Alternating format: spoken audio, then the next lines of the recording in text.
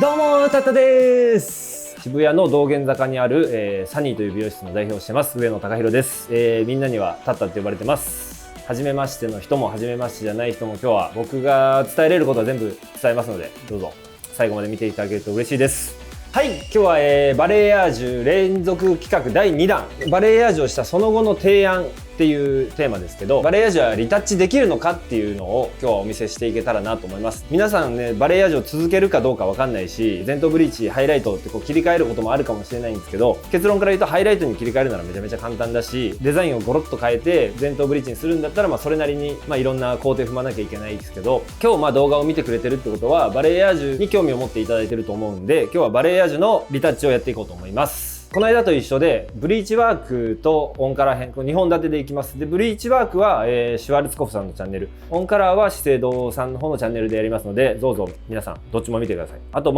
第2弾なんで、前回第1弾でもうバッチリ基本のバレエヤージュのやり方を説明してるんで、今回はそれをどうリタッチしていこうっていう話なんで、できれば第1弾見てもらわないと今日何言ってんだよっていう風になると思うんで、できれば1から見ていただけたら嬉しいです。今回でこれを見て興味持ってもらって1見てもらうでも嬉しいんですけど、1から見た方が分かりやすいかなと思いますので、ぜひ見てください。お願いします。はい、では早速始めていきましょう。でまず、モデルさんの現状を見ていただきたいんですけど、5ヶ月前ぐらいにバレエヤージュをしっかりしました。今退職しちゃって分かりづらいと思うんですけど、染めたてはこういう、これちょっとモデルさんとは違うんですけど、こういう感じのデザインを作りました。でそれが 4,5 ヶ月伸びて今の現状ですね。次回提案っていう話なんで、ここからリタッチしていくのか、このままオンカラーしてもデザインはすごい綺麗なんですよ。ここに色をのせるだけで、ちょっとこのオレンジ味や黄色味出てるところを潰してっていう方法もあるし、それだったら仕上がり的に言ったらこういう感じになります。ちょっと根元が暗い、この新成分そのまま残すんですけど、ちゃんと色を入れてあげる。そうすることで日本の美容師さんがやるバレエヤージュとちょっと違うかもしれないですけど、リアルな外国人風っていう根元が伸びてきたところから退色したりハイライトの積み重ねでできていくっていう海外のバレエヤージュっぽいデザインになるかなと思うんで、それも提案してあげていいと思うし、毎度毎度リタッチが大変っていうお客さんだったらそれでもいいし、平気でこんだけ綺麗に作っとけば半年でも1年でも持つと思うんで、リタッチするっていう選択肢とそのまま色だけかぶせてもう一回このデザインを楽しむっていう、そこをお客さんとカウンセリングしてちゃんとこれをリタッチしてこういうデザインに直していきます。まずリタッチしていくので、このデザインどうやってリタッチするんだよって思うと思うんですけど、前回の動画見てもらうと分かるんですけど、僕はこのトップセクションのモヒカンでデザインを作ってるので、そのデザインだけ取り直します。でこうやって拾うと分かると思うんですけど、ここに段差があるんですよね。下のグラデーションとそこにこのトップのデザインが乗ってきてバレエヤージュになるっていう、この組み合わせで僕は作ってるので、この分け取りがめちゃめちゃ簡単なんですよ。まずこことモヒカン、前回のデザインをプッと取る。これがもしハイライトで細かく入れてるとか、複雑なデザイン設計してるってなると取るのは大変なんですけど、僕のバレエヤージュなら、多少のこの混在はあるんですけど、こんなの長く美容師さんやってる方なら簡単に分け取れると思うんで、プッと分け取って2つの異なるデザインも分けてリタッチしていくんで、簡単にリタッチもできるっていうデザインです。だからもう1をとにかく見てほしいですね。1見てもらわないとこれが何ぞやってなるんで、僕いろんな YouTube やセミナーとかでこのやり方結構公開しちゃってるんで、いろんな美容師さんやってくれてる方も多いし、このやり方が結構ベーシックになってきてると思うんで、ここから見ただけでもこのバレエヤージュは作れるけど、じゃあ次回どうしようっていう人はここからでもすごく勉強になると思うんでやっていきます。始める前に一通りちょっと手順だけざっくりなんですけど、こういう感じに上のデザインと下のデザインを分けましたとなったら、下のデザイン前回エアタッチで作ってるので、このブリーチ毛とブリーチ毛じゃないとこっていうのがちゃんと見えてくると思うんで、ここのブリーチ毛じゃないところまでをもう一回エアタッチで綺麗に落としてあげます。そうするとここにパキッとちゃんとリタッチラインが見えるので、ここをブリーチで詰めます。でこっちは前回ちょっと取りきれなかった残留とかもあるので、こっちは優しいシュワルツコフさんのクレイブリーチとかそういう優しいので、ちょっとさーっとワントンぐらいちょっと上げながらこのムラを削ってあげるっていうイメージでやっていきます。でアンダーそれで作り直したら、トップももうほんとアンダーと同じように高さは違うんですけど、ここを詰めていく。ただ本当にそれだけでこっちをもうワントン上げてあげるっていうだけです。なので見ていただいたら難しいとかはないです。ただちょっと慣れてもらわなきゃいけないことはあるかもしれないですけど、それだけなのでお見せしていきます今日はこのファイバープレックスの CMC をつけて少しでもねブリーチのダメージを抑えていこうと思います。ちょっとしっとりするぐらい。ただ今日はエアタッチでデザインを作り直していきたいんで、これをした後またちょっとドライしますので。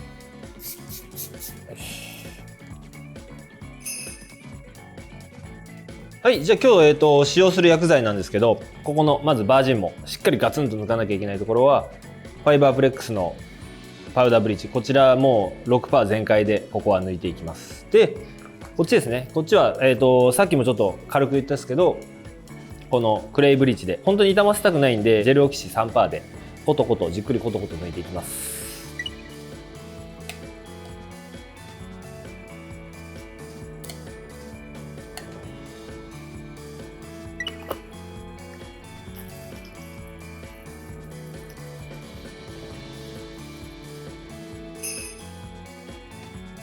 はい、では早速やっていきましょう。で今回連続企画でバレエアージュのリタッチってことは、バレエアージュのやり方知りたい人は前回1めっちゃ見てくれたと思うんですよ。再生結構回って嬉しかったんですけど、今回の技術ってバレエアージュがそもそもできる人が見る動画なんで、一気に見る人キュッてなっちゃうと思うんで、今見てくれてる人相当貴重なんで絶対逃げないでください。最後まで見てくださいね僕が愛を込めてするんで逃げないようにちゃんと見てください。お願いします。はい、じゃあ早速やっていきましょう。冒頭で言ったように前回のブロッキングをそのままなぞるように取ります。もう直線で本当長方形で取ってるんで、こう取っていけば、大体綺麗に取れるんで、これスコンと分かれて高低差というかこの差があるんで多分簡単に分かるんでプッと分けます。でサイドも拾ってきます。サイドもこうパート線またいでだいたい約1センチで僕は毎回マニュアルとしてやってるんで、1センチってめがけて取っていけば綺麗に分かれるかなと思います。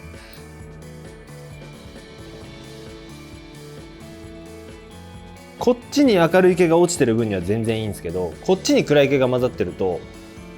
ここはクレイブリッジでしかいかないんで、暗い毛がそのまま残っちゃうんで、ちょっと明るい毛がこうやって残ってる方がまだいいです。これだったら新しいデザインが作れるんですけど、こっちに暗い毛が混ざっちゃうともうこのデザインそのまま残っちゃうんで、結構クオリティ下がっちゃうんで、そこだけ気をつけてください。でこれ分け取ったら束ねていきます。なるべく邪魔しないようにちっちゃくお団子してちょんまげみたいにしておいてもらえるといいかなと思います。お客さんが恥ずかしがるようなら、もうちょっと可愛くアレンジしてあげてください。ここからずっとエアタッチしていくんで、30分近くこの状態でいるんで、本当に恥ずかしそうならちょっと可愛くしてあげてください。はい、ではやっていきます。4ブロックでやっていきます。で2、3センチぐらいのスライスですかね。これで取ると前回エアタッチしたデザインがこう出てます。このエアタッチで落とした黒い毛がここのデザインになってるんですよね。これなんで、これをそのまま使っていくんで、見えますかね、このブリーチモードじゃない毛、これを全部落とさないとリタッチがうまくできない。ちゃんとこのデザインをパキッと分けてあげないとリタッチって難しいと思うんで、この暗い毛の一番先まで持ちます。でドライヤーの風で落とします。真上からちゃんと風を当てて、しっかりこの影の部分毛を落としてあげると、ほら綺麗にパキッと暗いところ明るいところって分かれるんで、これをリタッチしていくのはもう美容師さんなら簡単にできると思うんで、この工程でリタッチしていきます。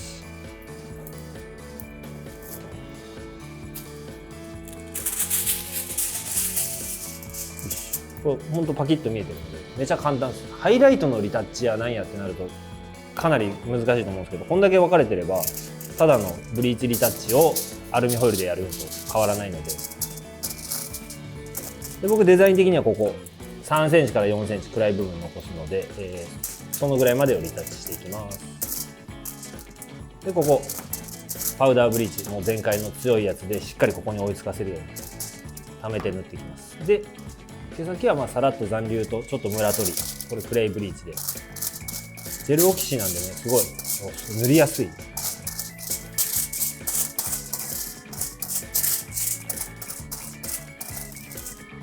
グレイブリーチって本当にまあすごい優しいブリーチなんで、こっちがギューンって上がってくるのとこっちがコトコトコトコトいくので、だいたい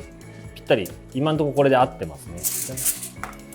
このぐらいのトーン差だったらこの薬でだいたい綺麗につながります。で、これアルミ折るとき、この強いブリーチがねここについちゃったら全く意味ないんで、一回これアルミホイルをプッと折って守ります。でこうやって折る、これ大事。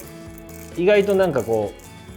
う慣れてない人とかでそのまま折っちゃって結局毛先に強いのついてるみたいなのあるんで、これ気をつけてください。でこのままずーっとやっていくだけですね。サイドも同様ですね。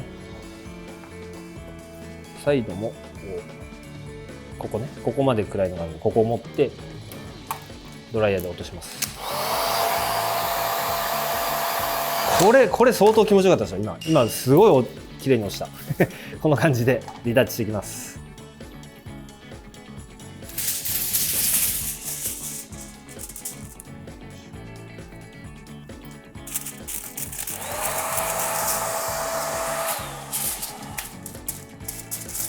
でリタッチした先、ここら辺、パキッといっても正直これだけのぼかす毛があるんで、正直バツッと塗っちゃってもいいんですけど、さらにクオリティ上げるならここはちょっとなるべくこうギザギザで塗ってリタッチしてやってください。今日1から10まで全部言うとこんがらがるかもしれないですけど、5ヶ月とかだからそのままデザイン活かせるんですけど、じゃあこれが1年や2年やってなったらこの影の部分もめっちゃ伸びてくることになるじゃないですか。そしたらそのまま作っちゃうとめちゃめちゃ影の部分が長いバレエヤージュになっちゃうんで、リタッチどうすんだよってなったら、これちょっとリタッチ上級編ですね。うちだと海外から来てくれるお客さんとかも多いんで、年一しか来ない方とかいるんで、そういう方はもうデザイン作り直さなきゃいけないんで、この影の部分でもう一回エアタッチします。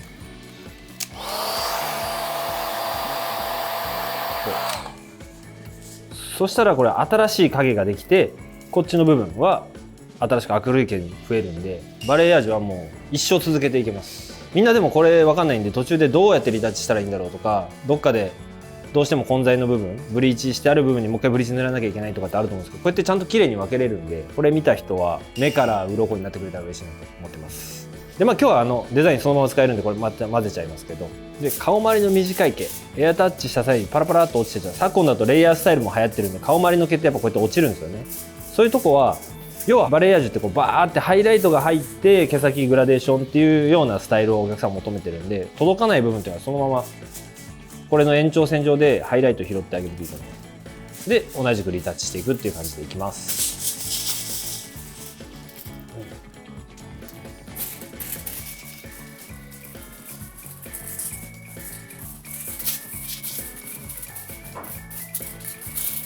7年ぐらい前ですかね、空前のバレエヤージュブームが日本に訪れた時、もう来るお客さんみんなバレエヤージュだし、インスタグラム開けばバズってるのはもう海外の美容師さんが上げてるバレエヤージュで、正直その時に日本の美容師さんで僕がちゃんとうまいなって思う人が2人しかいなかったんですよね。これめちゃくちゃブルーオーシャンだな、プラス本気で可愛いなって思ったんで、海外の人のやり方見たりそこを極めようと思いましたね。ちなみに今バレエヤージュできる人ってすごい増えたと思うんですけど、これ自分で言うのもあれだけど、多分今のバレエヤージュできる美容師さんが増えたのって僕のおかげだと思うんですよ。ちょっとね調子乗んないって感じかもしれないですけど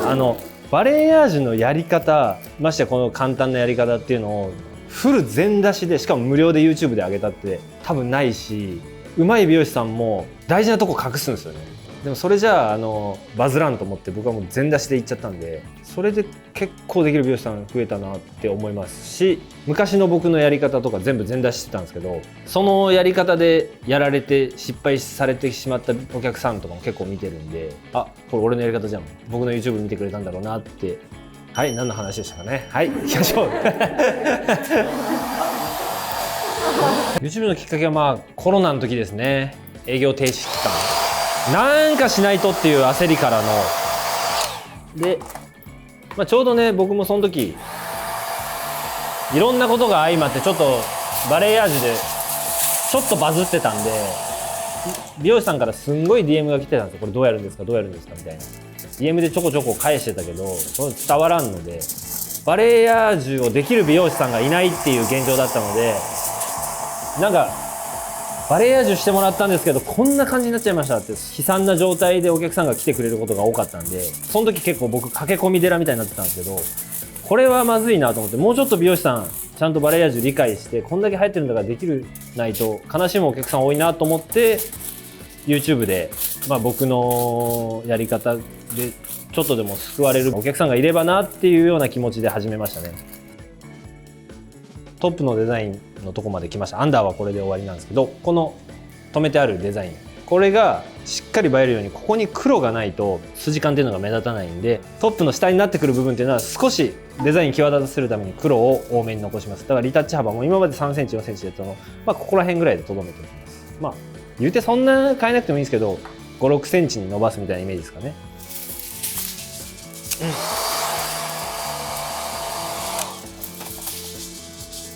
今日は喋りながら解説しながらやってるんで、ちょっと時間はかかってるんですけど、普段だとこのエアタッチ伝統どうだろう、30分から40分ぐらいでは塗り終わるかな。もっとショートの子とかだったら20分ぐらいでパッと塗り終わっちゃうんで、皆さんエアタッチをやってない人ってエアタッチめんどくさとかなんか大変そうって思うかもしれないけど、やったら意外と簡単なんで、全部ハイライト入れてくるより全然早いんで、バレエアージュっていうだけでもう震えちゃうっていう方いるんで、あんま苦手意識持たずぜひ挑戦してもらえると嬉しいです。結構簡単だと思う。失敗ない。ハイライトとかって入れる場所で本当その人のセンスが出るんですけど、バレエアージュはもうこのマニュアルさえやってもらえれば失敗しないんで、ただちょっと練習はいるかなとは思いますが、やったらできるんでぜひトライしてみてください。トップも同じようにこの暗い毛が前回作ってるんで、そこの先を持って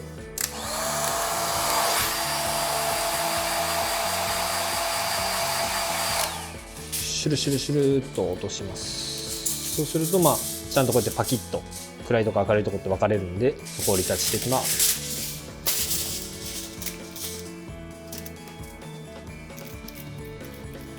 でトップはもうなるべくギリギリ上からグッと筋が出てほしいんで、ギリギリって言ってもエアタッチしてるんで1センチぐらいは絶対開いちゃうんですけど、1センチぐらい開かないと、ここにも黒がないと綺麗なバレエアージュできないし、バレエアージュの一つの売りでもある根元が伸びても気にならないっていうのはやっぱりここに地毛を残しとかなきゃいけないんで、1センチぐらいは開けるんですけど、1センチぐらいまではギリギリまで詰めていきます。これもデザインにはよります。なんか海外風のちょっとグラデーションからバレエアージュになっていくみたいな、根元ちょっと暗め残したいって人だったらまたここ開けるんですけど、基本ベーシックな日本で流行ってるバレエアージュだったらちゃんとギリギリまで詰めます。ギリギリまで詰めるんで、ブリーチが膨張してはみ出ちゃうとかのが怖いんで、トップだけ僕はこうやってコットンで押さえておきます。コットンで押さえることで密閉されてブリーチのリフト力も加速するんで、一番最後に塗る場所なんで他となるべく差を埋めたいんで、その意味も込めてコットンを引いてます。ギリギリまで攻めたいんで、このエアタッチで落とした毛をキュッとちょっとお客さん痛くないぐらいキュッと引っ張ります。でキュッと引っ張って親指でちょっと押さえるともう頭皮にピタッとくっつくんで、そこに頭皮にダッカールを沿わすように、お客さんに頭ぶっ刺さない感じでちゃんとこ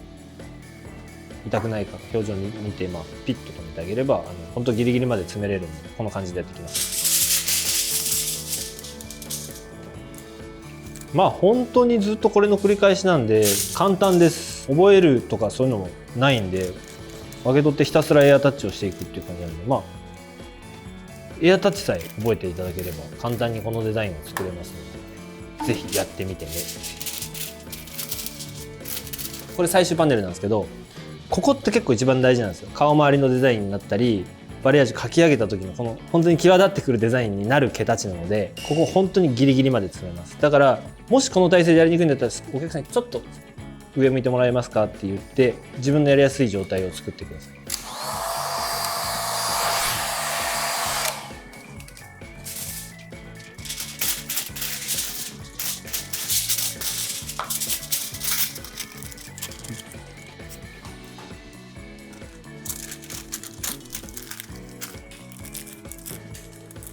はい、これで入れ終わりました。で今これ全体的にホイールワークが終わったんですけど、顔周りにこういう短い毛たちがあって、エアタッチから漏れちゃった毛たち、顔周りで特に多いんです。前髪がある方だったりとか、例えばレイヤーカットグッとここに入ってる方とか、最近レイヤーブームだから多いと思うんですけど、そういう方はエアタッチができなくてこうパラパラ残ってるんですよね。ホイールワークしてない部分は全部暗い影の部分になるんで、それが顔周りにいていいのかって言ったら良くないの。顔周りはやっぱりちゃんと明るい筋感がないと映えてこないし、ここの毛たちがこっちに流れたりしてこう筋感っていうのが出るんで、ここはここで落ちた毛たちを見逃さずにちゃんと拾って、エアタッチで自分がちゃんと落としてデザインとして落とした毛なのか落ちてしまった毛なのか、それはこの長さが大体揃ってるんで分かると思うんですけど、それを見極めて、ここにはもうそのまま細いハイライトのデザインを入れていってあげます。要は細かいハイライトが前頭入ってる状態なので、それに合わせた細かいハイライト、エアタッチ風ハイライトを入れていきます。で、前失礼しますって言って、ちょっとおでこお借りしますって言って、失礼します。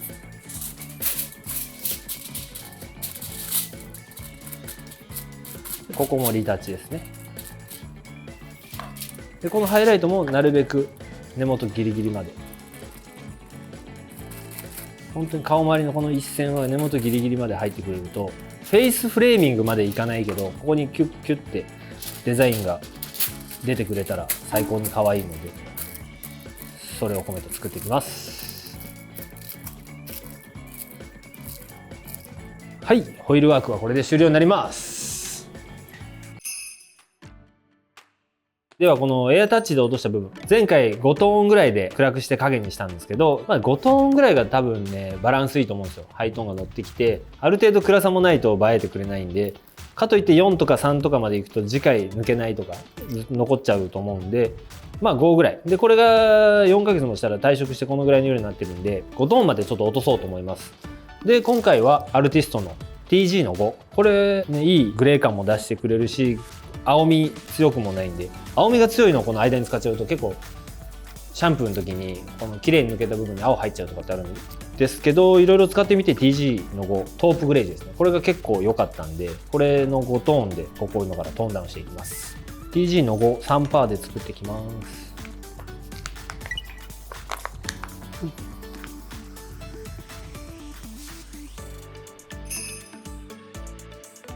地毛が4センチぐらいで伸びてるんで、地毛はそのまま残して、この基線部の部分だけを TG の5で抜いていきます。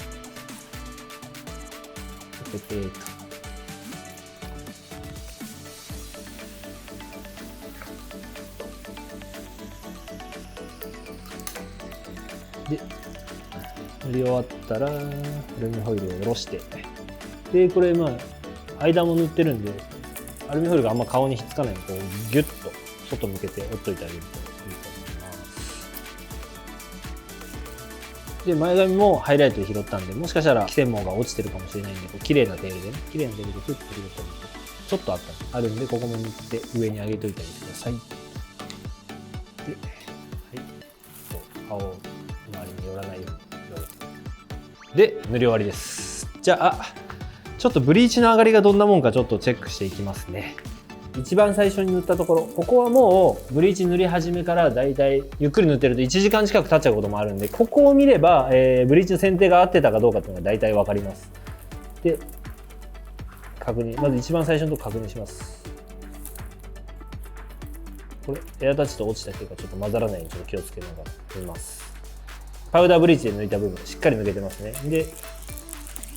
クレイブリーチで、残留を剥がしにいってるところ綺麗につながってると思います。これでよかった、選定は合ってたなって、これはだから時間を置けばちゃんと綺麗に抜けるなっていう判断ができるんで、これで抜けてないんだったら追いブリーチしたりとかいろんな方法を考えなきゃいけないんですけど、これで今日は選定が合ってたんでこれでいきます。でこのまま放置するんですけど、最後に塗ったところをもう一回見ます。最後に塗ったところとは本当に30分以上差があると思うんで、こっちの抜けをどのくらいかな、まだまだこれから抜けなきゃいけないんで、30分置けばここまでいくっていうのはもう答えが出てるんで、ひとまず15分ぐらいちょっと置きます。で一回チェックしてまだ放置が必要なのかどうかの判断をしていきます。なので一度15分置きます。ではチェックをしていきましょう。こっちはめちゃめちゃいい感じなので、ちょっとこれをめくってみましょう。はい、バッチリですね。じゃあこれで流しに行きます。第1弾の時でもしっかり説明したんですけど、このデザインになる部分は一旦外さずにお客さんを倒します。でここはここで分けてシャンプーをしていくので、ここで外していきます。トップセクションとアンダーが混ざっちゃわないようにちゃんとこう手で持って、このトップセクションだけまず先に流しちゃいます。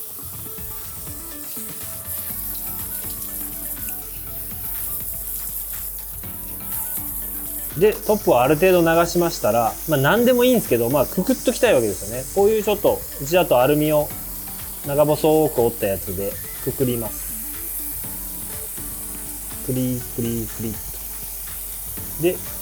クリクリっとして縦に1回クッと折っとくともう外れないんで、これでこのまま流していきます。そしたらトップとアンダーが混ざらず全部流せますので、そのまま普通に流しちゃって全然外れないんで。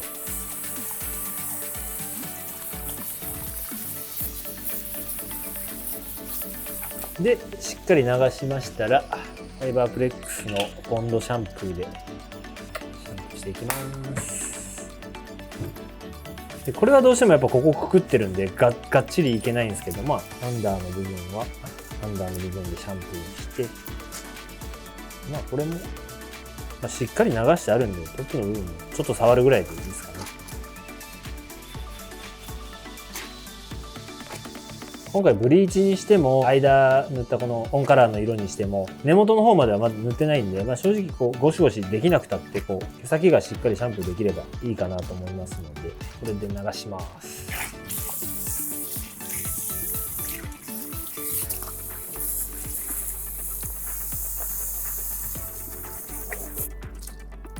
よし、そしたらこれですね、ファイバーブレックスのナンバー2ボンドフィクサーですね。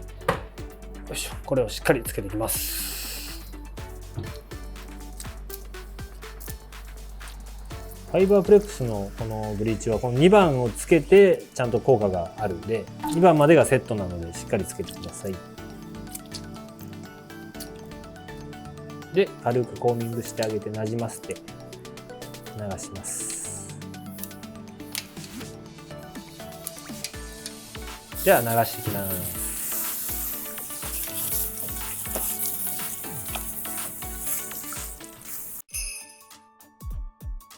どうですかね。しっかりエアタッチがリタッチされて、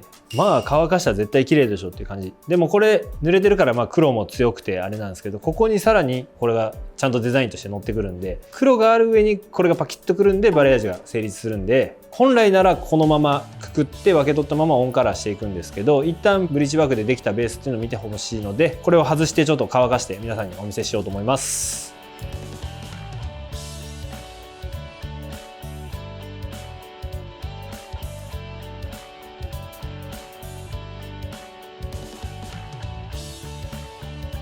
はい、ドライが終わりました。どうでしょうか。僕らもね、なかなかこのオンカラー前のブリーチベースって見ることないんでちょっとびっくりしてるんですけど、パッキパキのバレエですね。これにオンカラーしたら絶対綺麗になるでしょっていうベースが出来上がったんでいい感じだと思います。今回はそのベースメイクデザインっていうのは前回の動画で作ったやつをそのままリタッチしていったって感じなんですけど、この動画で何回か言ってるこのトップのここがデザインになりますよっていう、これが割れてこういう風に筋になってくる、これがバレエ味のデザインなんで、パート線またいで1センチ1センチ、これが大事になるんで、そこだけ気をつけてやっていただければこの素敵なバレエ味はできます。でもこれオンカラーしなくてこんだけ綺麗だったら120点ぐらいだと思うんで、すっぴんみたいなもんですからね。すっぴんでこんだけ可愛い子なかなかいないと思うんで、ちょっとよくわかんないけど。